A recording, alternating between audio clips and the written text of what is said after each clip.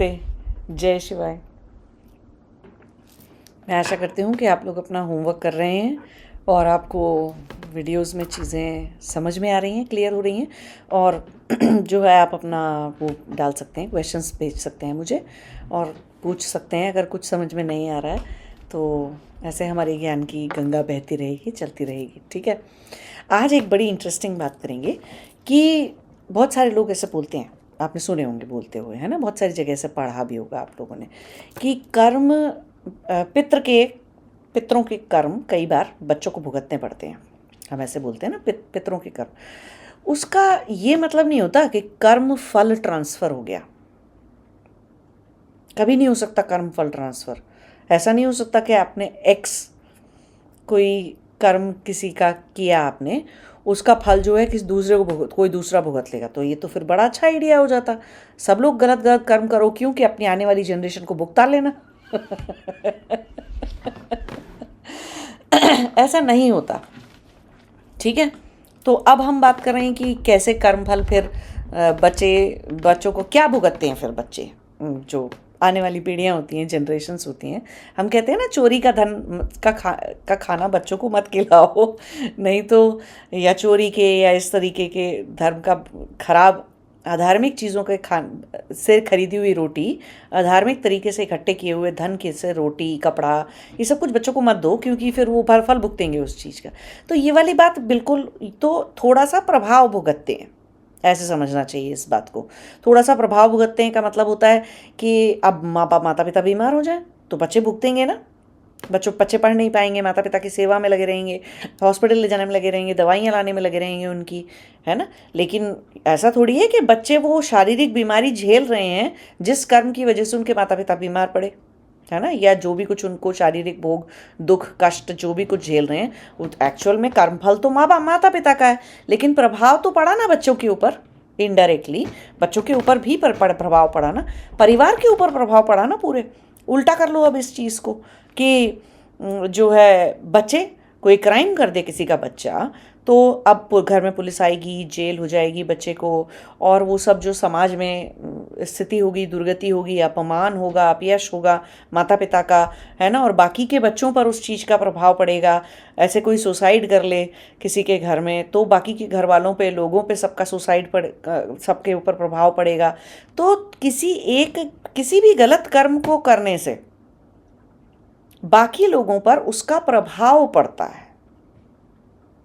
कर्म फल कोई नहीं भुगतता एक दूसरे का, वो ऐसा कोई सिस्टम ही नहीं है। कोई किसी के कर्म नहीं ले सकता, दे सकता। कोई ऐसी ट्रांजैक्शन नहीं की जा सकती कि क्राइम करे एक बंदा और भुगतने बैठ जाए दूसरा। ऐसा नहीं होता। प्रभाव पड़ता है। क्यों प्रभाव पड़ता है? क्योंकि हम सब ये पूरी सृष्टि इंटरकनेक्टेड है। सब लोग एक दूसरे से जुड़े हुए हैं, सबका जीवन एक दूसरे से जुड़ा हुआ है।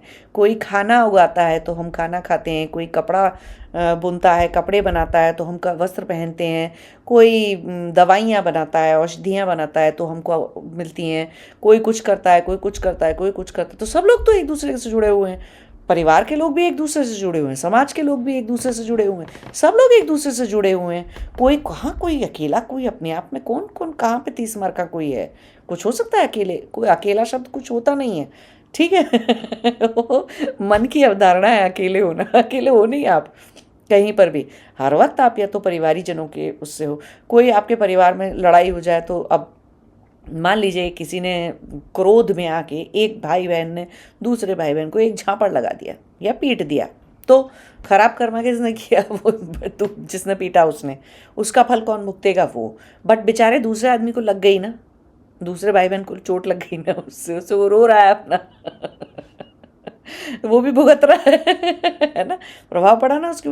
तो हमें ये ध्यान रखना चाहिए कि हमारे हर तरह के, अच्छे भी बुरे भी, हर तरह के कर्म का प्रभाव हमारे परिवारी जनों पे आता ही आता है। ठीक, अब किसी की जो वो है, मान लीजिए नाना जी, दादाजी, नानी जी, दादी जी कोई है, ठीक, पिछले उसमें पितृ हो गए, वो नहीं रहे सपोज, है ना। अब वो लोग कोई बहुत ही दुष्ट किस्म के व्यक्ति थे, गैंगस्टर थे या कुछ ऐसे खराब उन्होंने कर्म किए, खराब काम किए, तो आज तो वो है नहीं। तो अब आपके ऊपर क्या प्रभाव पड़ रहा है उस चीज़ का? हो सकता है जब वो जिंदा थे उन्होंने अपनी पैतृक संपत्ति किसको दे दी? आपके माता पिता को दे दी और उन्होंने ले ली बड़ी खुशी से, और वो ले ली, और या वो उस चीज़ों का, संपत्ति का यूज़ आपके माता पिता भी करते हैं आपको खाना देने में आपको कपड़े देने में, आपको सब कुछ चीज़ें देने में। तो आपने जो वस्त्र धारण किया, जो जो खाना खाया, जो सब कुछ किया, वो अच्छी कमाई का नहीं था, तो आप पर प्रभाव पड़ेगा, आप भुगतोगे ही भुगतोगे, है ना। अब आप कहोगे मैंने तो अपने नाना जी दादाजी चूज़ नहीं करे थे। नहीं, ये हम बात पहले कर चुके हैं। सब तरह के नाना जी, दादाजी, माता जी, पिताजी सब आप ही ने चूज़ करे थे है ना। आप ही आत्मा हो, आप ही सब कुछ चूज़ करते हो। तो पितरों का के कर्मों का, पितृ के कर्मों का प्रभाव हम पर होता है, हमेशा होता है। किसी के नाना जी दादाजी या नानी दादी जी जो हैं कोई बहुत ही अच्छे महान व्यक्ति थे, तो क्या नहीं आज उनके उनके ग्रैंड चिल्ड्रंस को या जो हमारी पीढ़ी होगी उसको नए लोग बोलेंगे कि अरे ये तो फलाने फलाने बहुत धार्मिक व्यक्ति थे, सज्जन व्यक्ति थे, तो देखो इनके बच्चे हैं ये, इनकी कोई मदद करनी है तो कर दो, इनकी मदद अगर कोई करना चाहता है तो ऐसे ऐसे मदद कर दो, क्योंकि इनके पिताजी ने हमारी मदद की थी, इनके पिताजी बहुत भले स्वभाव के थे, सब बोलते हैं ना। तो देखो कर्मों का फल, पिताजी तो अच्छा करके चले गए किसी के साथ, माताजी अच्छा करके चली गई, या नानी दादी, नाना दादा हमारे कुछ अच्छा करके किसी के साथ चले गए, तो उसकी वजह से क्या हो रहा है, आज हमें भी नाम मिल रहा है ना। लोग हमें पहचान रहे हैं कि अरे ये तो फलाने के बच्चे हैं, है ना, इनकी मदद होनी चाहिए, ठीक है। और लोग क्या कह रहे हैं, नहीं नहीं इनकी हर संभव मदद कर दो, हर तरह से मदद कर दो, ये अच्छे बच्चे हैं, अच्छे लोगों के बच्चे हैं, ये धार्मिक लोगों के बच्चे हैं ये। और कोई आपके घर में चोर आया था और फिर उसका कोई बच्चा आपके पास रोता आ जाए कि मेरे आपके घर चोरी करने मेरे पिताजी आए थे, वहाँ से उनको पुलिस पकड़ के ले गई, अब मैं भूखा मर रहा हूँ, कुछ हो रहा हूँ, आप मुझे खाना दे दो, तो कई बार तो लोग यही सोचेंगे चोर का बच्चा जैसे चोरी ही तो करने नहीं आया, ये भी पता चला हम इसे घर में रख लें, कुछ चुरा के किसी दिन भग जाए। करोगे ना आप ऐसा? सोचोगे ना ऐसा? तो देखो, माता पिता के अच्छे कर्म अपने बच्चों को पर प्रभाव डालते हैं, नाना दादी कई पीढ़ियों तक के अच्छे कर्म बच्चों को अच्छा फल भी देते हैं, और बुरे कर्म बुरा फल भी देते हैं। लोग शक की निगाह से देखते हैं, लोग पैसे नहीं देते, लोग समय पर मदद नहीं करते, है ना। इसलिए हम क्यों बोलते हैं कि अपने कर्म सीधे रखने चाहिए थे, नहीं तो उसका फल बच्चों पर भी ट्रांसफ़र होता है, उसका परिणाम बच्चों पर भी उसका प्रभाव आता है। अब तो प्रभाव आता है, ये नहीं कह रहे कि कर्म ट्रांसफ़र हो जाता है बच्चों पे, नहीं, ऐसे नहीं, किसी का कोई कर्म कहीं नहीं ट्रांसफ़र होता किसी के ऊपर, नहीं तो फिर तो बहुत ही अच्छा आइडिया था है ना। तो कोई ट्रांसफ़र नहीं हो रहा है, कुछ नहीं हो रहा है, इट्स जस्ट दैट कि प्रभाव आ जाता है, अगर नेगेटिव कर्म किया तो नेगेटिव का, पॉजिटिव कर्म किया तो पॉजिटिव का। अब हम कई बार ऐसे भी सुनते हैं, जैसे कुछ लोग अपनी पत्री दिखाते हैं तो बोलते हैं पितृ भारी है ना, पितृ अप्रसन्न है, पितृ अब भारी है, तो वो किसका गलत कर्म था? पितृ के भारी होने का या पितृ के अप्रसन्न होने में किसका किसका गलत कर्म बन गया? वो गलत कर्म होता है आगे की जनरेशन्स का, बच्चों का। क्यों? ठीक से श्राद्ध नहीं किया, ठीक से पिंडदान नहीं किया, या हो सकता है आपके परिवार में पीछे 7 पीढ़ियों में किसी न किसी की मृत्यु जो है अकाल, ऐसी खतरनाक मृत्यु हो गई हो, एक्सीडेंटल मृत्यु हो गई हो, तो उनका ठीक से दाह संस्कार किसी अजीब जगह में जाके वो बेचारे शरीर छोड़ गए, या दुर्घटना हो गई या कुछ हो गया, तो फिर वो नहीं कर पाए, उनका दाह संस्कार ठीक से नहीं हो पाया, है ना। या अब ऐसे समझ लो, अगर मैं 7 पीढ़ी पीछे जाऊं या इवन 3 पीढ़ी भी मैं अपने पीछे जाती हूँ, तो अंग्रेज़ों का राज था, है ना, मार दिया, कुचल दिया, गायब कर दिया किसी को, उस टाइम पे क्या पता चल रहा था, टाइम कितना ख़राब था, समय कितना ख़राब था, कलयुग पूरे पूरे घोर, उसमें घोर चीज़ें हुई चली जा रही थी, है ना। तो घोर घोर विनाश फैला हुआ था चारों तरफ। तो ऐसे ही कोई चले जा रहा है, अपना चले जा रहा है, और देख नहीं रहे हैं कि किसका क्या प्रभाव है और क्या है। तो कहीं पे ऐसे पिंडदान नहीं हो पाया, कई बार श्राद्ध नहीं हो पाया, तो पितृ अप्रसन्न रहते हैं, वो तो सच बात है ना। आत्मा है, उस आत्मा के तुम पूरे संस्कार ही नहीं कर रहे, श्राद्ध आते हैं या कुछ भी ऐसा टाइम आता है, आप उनको तर्पण ही नहीं करते, कुछ भी कोई भी तर्पण नहीं करते। क्यों? आप कोई सो कॉल्ड मॉडर्न ज़माने को बिलोंग करते हो जिसमें साइंस की कोई वो नहीं है और वो उतनी सटल साइंस समझने की बुद्धि नहीं है आप में, तो आप क्या कहते हो, हट क्या बेकार बात है, मैं कोई ऐसा काम नहीं कर रहा हूँ। ठीक है, वो पितर को खाना देने से क्या खाना मिल जाएगा, हमने अपने घर में लड्डू बनाए, चावल बनाए, पूड़ी पराठा कुछ बनाया, उसको दे रहे हैं उनको, वो कोई खा थोड़ी लेंगे, उनके पास तो कोई बॉडी नहीं है, मुंह नहीं है, ये नहीं है, वो नहीं है, हजार तरह के बेकार के प्रपंच और लॉजिक है ना। अबिदा में उलझे हुए लोग, लक्षणा और वंजना करना नहीं आता है अभी। ठीक, तो ऐसे लोग तो हजार तरह के लॉजिक और अपना इलॉजिकल को बुद्धि से बहस करते रहेंगे, सब कुछ करते रहेंगे, तो कुछ नहीं कर सकते उनका, भुगतेंगे वो पितर का खुश ना होना। पितर खुश नहीं होने से क्या होता है, आपके जीवन पे उल्टा प्रभाव पड़ता है उस चीज़ का, आपकी हर चीज़ रुक रुक के चलेगी, आप चाहे कुछ कितनी कोशिश कर लो, 4 स्टेप आगे जाओगे आप तो 5 स्टेप पीछे आ जाओगे लाइफ के अंदर। टाइम पे नौकरियां नहीं मिलेंगी, टाइम पे पढ़ नहीं पाओगे, टाइम पे टीचर नहीं मिलेगा, बीमारी हो जाए इलाज नहीं मिलेगा, टाइम पे मिल गया दवाई काम नहीं करेगी, दवाई मिल गई तो बहुत महंगी होगी, खरीदने के पैसे नहीं होंगे, ऐसे हजार तरह के कष्ट और रुकावटें जीवन में शुरू हो जाएंगी। और एक और चीज़ होती है, पितर अगर बहुत ही ज़्यादा नाखुश हो जाए इस तरह के पितरों, तो आपको चर्म रोग शुरू हो जाता है। पितर आपका ध्यान अट्रैक्ट करने की अपनी तरफ तरह से किसी ना किसी तरह से आपकी कोशिश करेंगे। अब आप इतने सुधरे हुए तो कोई होता नहीं कि डंडा नहीं पड़े तो समझ में आ जाए, तो पितर क्या कहते हैं, "हाँ, रुको तुमको डंडा लगाते हैं।"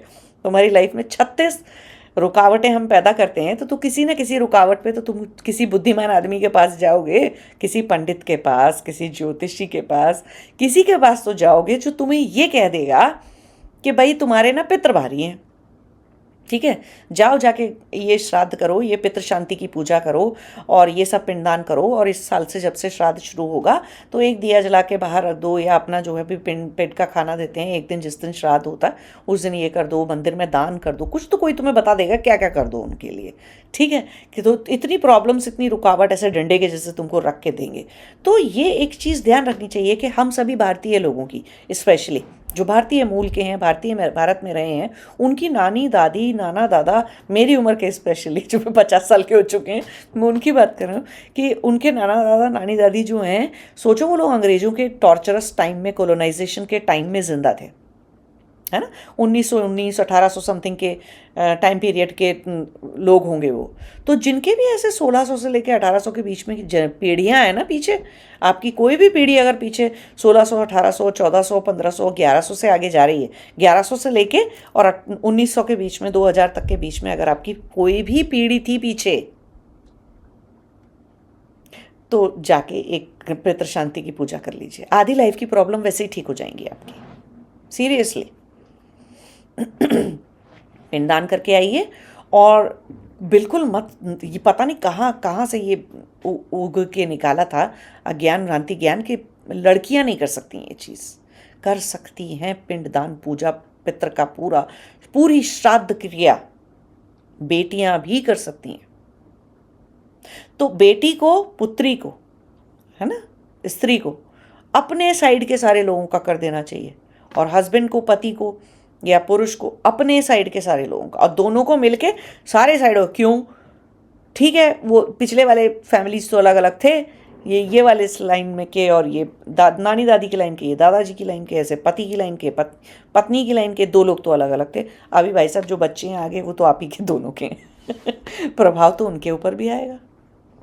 आपका जीवन दुखी है, आपका जीवन परेशान है, आपके बच्चों का भी होगा, है ना। ज़्यादातर ऐसे देखने को मिलता है, जिनके पितृ प्रसन्न होते हैं, जो लोग ये सब क्रियाएं, ये सारी चीज़ें ढंग से कर देते हैं, उनके जीवन में अगर माता पिता जल्दी भी चले गए ना, ख़त्म हो गए, जल्दी ओल्ड एज नहीं प्राप्त करी, से कम आयु में ही भी ख़त्म हो गए या कुछ भी हो गया, फिर भी आप देखोगे कि वो बच्चे आगे बढ़ते चले जाते हैं, धन धान्य से पूर्ण हो जाते हैं बच्चे, ज्ञान से पूर्ण हो जाते हैं, अच्छे हेल्थ रखते हैं वो बच्चे। फिर बाकी वो जो अपने कर्म करें वो करें, बट पितरों की वजह से उनको कोई जीवन में परेशानी, अनएक्सप्लेनेबल टाइप की अजीब अजीब प्रॉब्लम्स नहीं आती हैं लाइफ के अंदर, कि हर डील ख़राब हो गई, हर इंटरव्यू ख़राब हो गया नौकरी का, हर एग्ज़ाम फेल हुआ जा रहा है, कुछ भी करने की कोशिश कर रहे हैं, ज़िंदगी ऐसा लग रहा है स्टैग्नेंट हो गई, आगे बढ़ ही नहीं रही है बिल्कुल भी।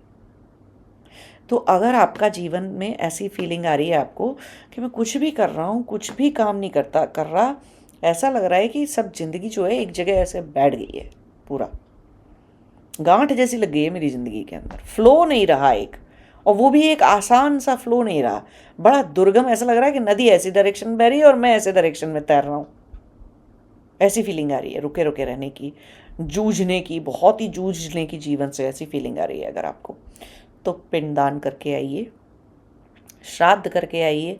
पितरों का तर्पण, पूजा, शांति पंडित जी मिल जाते हैं सब जगह, किसी भी धार्मिक स्थान में, वाराणसी में, गया में, हरिद्वार में, ऋषिकेश में, जहाँ भी आपको ठीक लगता है, या जहाँ आपके पूर्वजों का होता रहता है ना, हर कुल का, हर घर का कहीं ना कहीं एक आध जगह पिंडदान और ये सब चीज़ें होती हैं। अब कई बार ऐसे लोग मेरे पास, ऐसे भी समस्या लेके लोग आ जाते हैं कि वो बेचारे बच्चे, लड़के हैं और बच्चे हैं 25-30 साल के, वो जाना चाहते हैं, करना चाहते हैं, लेकिन उनके पिताजी जिंदा है। तो पिताजी को भी बैठना चाहिए था पूजा में, माता जी को भी बैठना चाहिए था, है ना, आइडियली तो उनको भी जाना चाहिए था, क्योंकि वो जिंदा हैं। तो पिछली पीढ़ी का श्राद्ध और सारी चीज़ें करना उनका धर्म, उनका कर्तव्य बनता था, लेकिन वो ये सब चीज़ें मानते नहीं, जानते नहीं, समझते भी नहीं, और उनका कहना है हम नहीं जा रहे, हमने कर लिया सब कुछ, जिनको मरना था वो मर गए और अब हमारा कोई लेना देना नहीं है, और फालतू तुम हमारा दिमाग चाटो मत और ये सब कुछ हमें परेशान करो मत। तो वो ऐसी बुद्धि के हैं। तो बच्चा क्या करेगा, बेटा या बेटी क्या करेगी ऐसे ऐसे कंडीशन में, जहाँ माता पिता समझ ही नहीं रहे कि उनको भी बैठा के करने की चीज़ थी। तो छोड़ दीजिए। कोई आज अज्ञान से चले, कुबुद्धि से चले आज की डेट में, तो चाहे वो आपका माता पिता हो, चाहे वो भाई बहन हो, चाहे वो कोई भी हो, उसको छोड़ दीजिए। जाइए, आप जाइए करने के लिए उस चीज़ को, बिना माता पिता को लिए हुए जाइए आप, और वहाँ पे जाके पंडित जी को बताइए पहले कि मेरे माता पिता जिंदा हैं और वो श्राद्ध तर्पण में इंटरेस्टेड नहीं हैं, लेकिन मैं करना चाहता हूँ। मेरे पिताजी से पूर्व की जितनी पीढ़ियाँ थीं, अब मेरे दादाजी नहीं रहे तो मेरे वो भी नहीं रहे, नाना जी नहीं रहे, या मेरी दादी और नानी भी नहीं रही, तो मैं उनका, और उससे पूर्व जितनी पीढ़ियाँ थीं जो अभी जिंदा नहीं हैं, जो लोग शरीर में नहीं हैं, मैं उनका श्राद्ध तर्पण करने आया हूँ। तो पंडित जी आपको आपके पिताजी को जिंदा रखते हुए बीच में मंत्रों में है ना, उनको उधर नहीं डालेंगे वो उस कैटेगरी में कि ये भी ऊपर चले गए, इनका भी जीते जी श्राद्ध कर दो, ऐसा नहीं होगा। ठीक है, वो पंडित जी मंत्रों में अरेंजमेंट करके ढंग से ध्यान रख के कि भाई इनके पिताजी नए सुपुत्र ये इनके हैं, ये जीवित हैं, जो मर गए उनके नाम के पिंड बनाए जाएंगे, है ना, उनके नाम पे पिंडदान होगा, श्राद्ध होगा। और फिर वो आपको क्रिया बता देंगे कि फिर पितृ शांति की आपने पूजा करा ली और ये सब कुछ करा लिया, फिर आपको बता देंगे कि वो देखो श्राद्ध का जो टाइम आता है ना अपने यहाँ श्राद्ध का टाइम आता है ना, सावन के बाद शुरू होता है, श्राद्ध शुरू हो जाते हैं, फिर ख़त्म होते हैं, फिर दिवाली, नौ दुर्गा और सब चलता रहता है। तो जो श्राद्ध का पीरियड आता है उसमें से अगर तो आपके पिताजी ही नहीं हैं, तो वो जो भी आपके पिताजी और माताजी की तिथि है, उस तिथि वाले दिन आप जो है तर्पण कर सकते हैं, सिर्फ जल से ही तर्पण कर सकते हैं, उनको जल चढ़ा सकते हैं।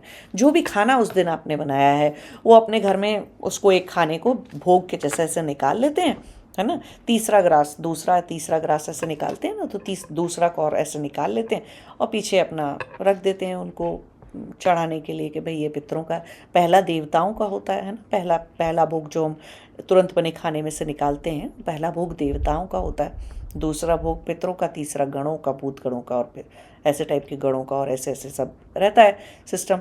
तो पंडित जी ही आपको विधि बता देंगे कि पंडित जी मैं ऐसे बाहर रहता हूँ, मुझे आप ये विधि बता दो कि ये ऐसे घर में कैसे किया जा सकता है।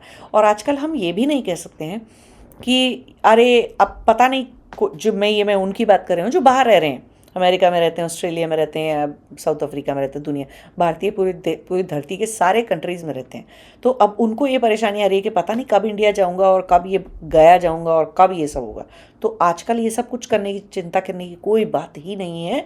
बहुत सारे ऐसे मंदिरों में ये सर्विस चलती है जहाँ पे कि तर्पण और ये सारी चीज़ें आपको ऑनलाइन करा दी जाएंगी। ठीक है, और ऑनलाइन में कोई भी चीज़ करने से घबराना नहीं है, क्योंकि सिर्फ चित्त की, शरीर की प्रेजेंस जरूरी नहीं थी, ज़्यादा जरूरी थी चित्त की प्रेजेंस हर चीज़ में। शरीर से तो क्लास में बहुत लोग बैठे रहते हैं, क्या सब लोग ध्यान से टीचर की बात सुन रहे होते हैं? बहुत सारे लोग अपना शरीर लेके इस वक्त मोबाइल या लैपटॉप या कंप्यूटर के सामने बैठे होंगे मुझे सुनने के लिए। क्या सब लोग हर शब्द को अंदर बिल्कुल ठीक तरीके से उतार पा रहे हैं? तो शरीर से प्रेजेंट है, चित्त से नहीं है, मन से नहीं है।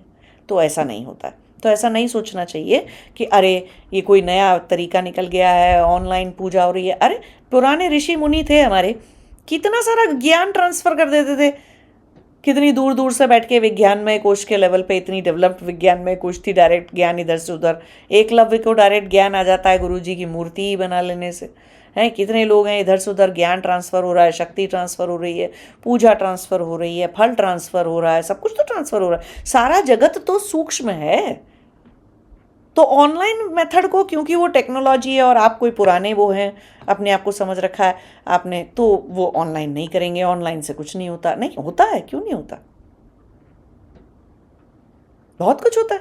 चित्त मन तो काल के परे भी जा सकता है, तभी तो काल के परे जिंदा रहता है। तो जो चीज टाइम एंड स्पेस पार कर सकती है, वो ज्योग्राफिक लोकेशन नहीं पार कर पा रही है इधर से उधर। ये कहाँ का लॉजिक है?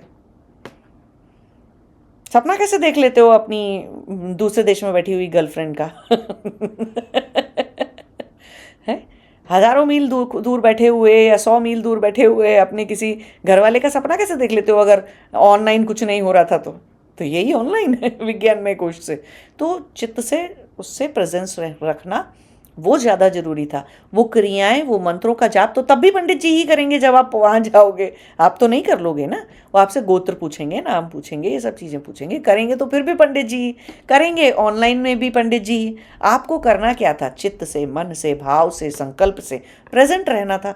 तो आप ऑनलाइन भी रह सकते थे ना, फिजिकली नहीं प्रेजेंट रह पा रहे, कोई बात नहीं। तो ये कोई एक्सक्यूज नहीं है कि हम तो भारत नहीं जा पा रहे, हमें तो पंडित जी नहीं मिल रहे और हमें तो क्या नहीं मिल रहा। बहुत सारे ऑनलाइन ढूंढेंगे, इंडिया में बहुत तरह की सर्विस चल चुकी हैं आज की डेट में, और वो लोग जेन्यूनली उतने पंडित, उतने सब कुछ बिठाकर बहुत अच्छे से पूजा याचना अर्चना और सब कुछ करते हैं। जितने का आप उसमें चढ़ावा देना चाहते हो उतने का भोज करा दिया जाता है ब्राह्मणों को और हर तरीके के लोगों को। तो कोई एक्सक्यूज़ नहीं चलेगा कि हम नहीं कर सकते। तो जीवन में अगर परेशानियां आ रही हैं तो जाइए किसी ज्योतिषी से पूछ लीजिए, बता देंगे आपको कि आपके पितृ पितृ प्रसन्न नहीं है ना। तो पूजा कर लीजिए, श्राद्ध कर लीजिए, ये सब चीज़ें कर लीजिए। घर में कई सारे बीमार बच्चे हैं, बीमारी आती रहे, कोई ऐसे मानसिक बीमारी के लोग हैं या कुछ इस तरीके के लोग हैं आपके घर के अंदर, या शरीर से विकलांग लोग हैं आपके घर, तो भी जाके पितृ का वो कर लेना चाहिए, पितरों की पूजा कर लेनी चाहिए, पितरों की शांति की पूजा करा देनी चाहिए। और जो भी श्राद्ध का टाइम आता है, कुछ भी आता है, वो पंडित जी आपको बता देंगे कि बेटा तुम जब भी श्राद्ध आते हैं, सब कुछ आता है, तो ये सब कुछ अपने आप कर सकते हो आप, तो कर लो। फिजिकली जाके नहीं कर सकते तो ऑनलाइन कर लो। मेरे पास तो कितने सारे दुबई के भी लोग आते हैं, ठीक है, जिनका मजहब, रिलीजन डिफरेंट होता है, वो भी आते हैं यही पूछने के लिए कि हम ऐसा कर सकते हैं क्या, पितृ पूजा कर सकते हैं, एंसेस्ट्रल पूजा कर सकते हैं क्या। मैंने कहा क्यों नहीं कर सकते, तुम क्या धरती पे कहीं और से टपक के आए हो? नहीं, किसी ने किसी को पैदा किया, फिर उसने किसी और को पैदा किया, फिर। और मैं कहा तुम्हारे जीवन की परेशानी में बहुत अजीब अजीब भयंकर है, जरूर जाकर करा लो, हर हालत में करा दो। तो उनके लिए भी मुझको ऑनलाइन ढूंढना पड़ता है। तो पंडित जी ये थोड़ी कहते हैं वहाँ पे बैठ के नाम नहीं है, गोत्र नहीं है अब भारतीय है ना, नाम उनका दूसरे मजहब का, रिलीजन का नाम है उनका। सब बहुत सारे लोग आते हैं, बहुत सारे लोग अमेरिका से पूछते हैं यही चीज़, क्या हमको भी पितृ पूजा करा लेना? बिल्कुल करा लेनी चाहिए। पितृ तुम्हारे भी एंसेस्टर, तो तुम पैदा हुए है ना। तो ठीक है, तुमने जो भी मजहब रिलीजन अपना रखा है, बट अब अगर तुम इंसान बनने की, मनुष्य बनने की, सनातन धर्म की तरफ मूव करने की कोशिश कर रहे हो, तो पितृ पूजा एक बहुत बड़ी चीज़ है। जीवन की रुकावटें, अजीब अजीब से दुख दर्द, जीवन के अंदर अजीब अजीब सी बेकार बेकार की कार्मिक परेशानियाँ चले ही जा रही हैं, चले ही जा रही हैं। कभी किसी को कुछ हो जा रहा है, कभी किसी को कुछ हो जा रहा है, घर के अंदर कुछ सीधा सीधा सही सही चल ही नहीं रहा। तो पितृ को खुश रखना, पितरों को प्रसन्न रखना ज़रूरी होता है। आज आपने रखा प्रसन्न, अगर आपके आगे आने वाली जनरेशन आप अपनी बच्चों को, अपने आप को प्रसन्न रखना चाहती है, तो वो आपका पिंडदान, आप जब चले जाएंगे तो आपका पिंडदान, आपका सब कुछ बहुत ढंग से करेगी। और वो चीज़ के लिए आपको जीते जी अपने बच्चों को थोड़ी सी शिक्षा देना उस मामले में, उस चीज़ में थोड़ा सा गाइड करना। जब वो स्पेशली 20-21 साल के हो जाएं आपके बच्चे, तो आपका धर्म है उन्हें बताना बैठ के कि देखो मैं मरूंगा या मैं मरूंगी, यहाँ पे मेरा जाके दाह करना, ऐसे ऐसे मेरा दाह करना और यहाँ पे जाके मेरा पिंडदान करना, पंडित जी से बात कर लो, और तुम अपने पैसे और समय ना निकाल पाओ तो ये ऑनलाइन कर लेना। लेकिन ये चीज़ें तुम्हें क्यों करनी है बेटा? इससे तुम्हारे बच्चों के कर्म फल और सब चीज़ें सीधी रहें, तुम्हारे घर में अच्छी आत्माएं पैदा हों, अच्छा कर्म लाई हुई आत्माएं पैदा हों, जो खुद भी जीवन में सीधे सीधे चले और तुमको अपने धर्म का पालन करके जीवन में सीधा सीधा चलने दें। नहीं तो एक दूसरे के गलत गलत कर्मों का प्रभाव एक दूसरे पे तो पड़ेगा ही, जुड़े हुए हो सब एक दूसरे से, है ना? तो थोड़ा सा लेक्चर देना चाहिए, थोड़ा समझाना चाहिए बच्चे को, चाहे भले ही उन्हें दुख आए सुख आए या कुछ आए, बिल्कुल चेतन रहकर ढंग से अपने बच्चों को ये वाली बात समझानी चाहिए कि बेटा मैं मरूंगा किसी दिन, ठीक है? तो मेरा यहाँ पे ऐसे ऐसे संस्कार करने का है, फिर तुमको ये सब क्रियाएं करनी है, इनसे मिलना है। बच्चों को मिला दीजिए किसी से, आप किसी पंडित को जानते हैं कहीं पे, आपने जहाँ पे किया उन चीज़ों को लिख दीजिए बच्चों के लिए कहीं पर, है ना? सब लोग अपनी बड़ी प्रॉपर्टी लिखते रहते हैं, बड़ा सब विल बनाते रहते हैं। विल में ये स्टेटमेंट डाला था कि ये सब कुछ, ये प्रॉपर्टी, ये सारा कुछ तुम्हें तब मिलेगा जब तुम ये दाह संस्कार, ये श्राद्ध और ये सब कुछ पूरा तरीके से करके, उसका प्रूफ रिकॉर्ड करके, हर चीज़ का जब तुम सॉलिसिटर को बता दोगे, तब तुम्हें मेरे विल में से ये धन वन से ये सब कुछ मिल जाएगा। क्यों? ना मैं अप्रसन्न रहूं, ना मेरे नाती पोतों को के ऊपर कोई चीज़ भारी पड़े। क्यों पढ़ूँ मैं भारी? क्यों मुझे अपने नाती पोतों के जीवन को थोड़ा सा लेफ्ट राइट करके उल्टा सीधा करना पड़े, जिसकी वजह से कि तुम्हारा ध्यान जाए कि बेटा कुछ तो गड़बड़ है लाइफ में हमारी, और फिर तुम जाओ किसी पंडित के पास पूछने। तो आज जीते जी क्यों नहीं ये ज्ञान दे रहे हैं? मैंने तो 4-5 साल पहले, जब मैं 45 साल की थी, तभी मैंने अपने घर में बच्चों को बताया था कि देखो ऐसे होता है, ऐसे होता है, ऐसे होता है, ये करना है, ये करना है, ये करना है। वीडियो भी रिकॉर्ड कर दिया मैंने उस चीज़ का, लिख भी दिया मैंने उस चीज़ को कि यहाँ पर ये होगा, यहाँ पर ये होगा, ये व्यक्ति से मिलना, ये पंडित जी से बात करना, ये फ़ोन नंबर है, ये ऐसे है, इनके ये भी ना रहें तो इनसे करना, ये भी ना मिले तो इनसे करना, ये 4-5 ऑप्शन और ये सब कुछ पूरा बता के। क्यों? मैंने अमर हूँ क्या मैं? कोई शरीर से अमर है क्या अपने? कोई मरेगा नहीं क्या कभी भी? मरेगा तो बच्चे परेशान होते हैं फिर उस चीज़ से, क्या कर लें, क्या करना था, कहाँ जाएं, किससे करने, क्या क्रिया थी, कैसे होगी, कैसी चीज़ें होंगी। तो कौन सिखाएगा ये बच्चों को ये सब कुछ जीते जी? तो आपका काम है बच्चों को दाह संस्कार समझाना, कहाँ आप मरना चाहते हैं, कहाँ अस्थियाँ सिरवाना चाहते हैं अपनी, सब कुछ बच्चों को बताना। बैठकर मीटिंग बुलाइए घर के अंदर, बच्चों को बताइए, जिससे ना आप भारी पड़ें ना वो रोएं। तो ये अगली पीढ़ी संभालने की बात है। लेकिन पिछली संभालने की बात क्या है?